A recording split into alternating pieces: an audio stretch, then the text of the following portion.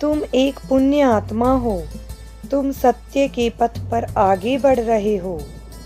मेरे प्रिय, तुम अपना वास्तविक स्वरूप जान चुके हो।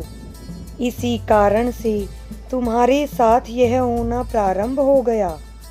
मेरे बच्चे, आज मैं तुम्हें आगाह करने आया हूँ। जब जब सत्य और असत्य टकराते हैं, जब धर्म और अधर्म आमने सामने होते हैं, तो इसका प्रभाव पुण्य आत्माओं पर पड़ना स्वाभाविक ही तो है। मेरे बच्चे, मैंने तुम्हारी प्रार्थनाओं और संघर्ष से प्रसन्न होकर तुम्हें आशीर्वाद दिया। तुम्हारे जीवन में खुशियां प्रवेश करने लगी।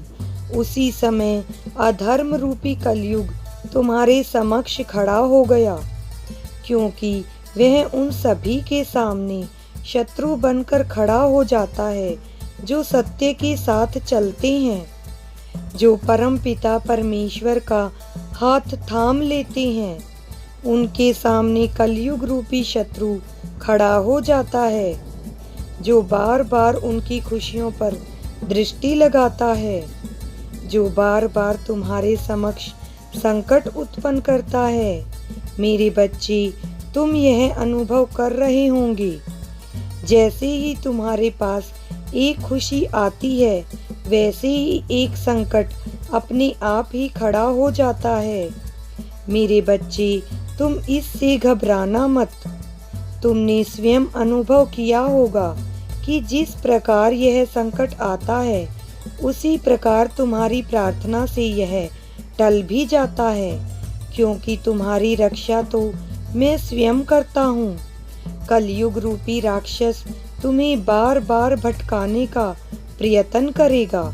यह तुम्हारे समक्ष विकल्प रखेगा अधर्म को चुनने का, किंतु मेरे बच्चे, तुम मेरा हाथ थामे ही रहोगी, यह मुझे विश्वास है।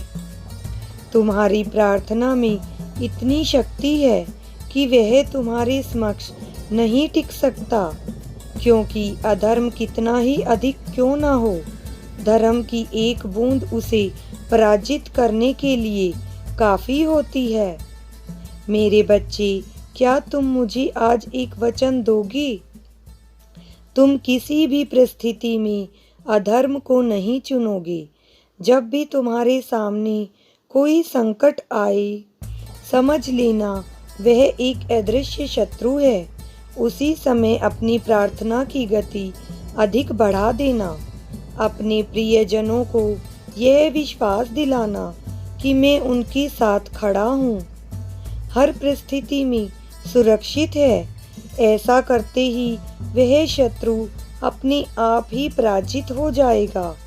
मुझे विश्वास है तुम इस अदृश्य युद्ध में सत्य के साथ खड़े रहोगे। यदि मेरा विश्वास सही है तो कहो, मैं सत्य और धर्म का सार्थक हूँ, मैं अमर आत्मा हूँ, मैं शक्तिशाली हूँ।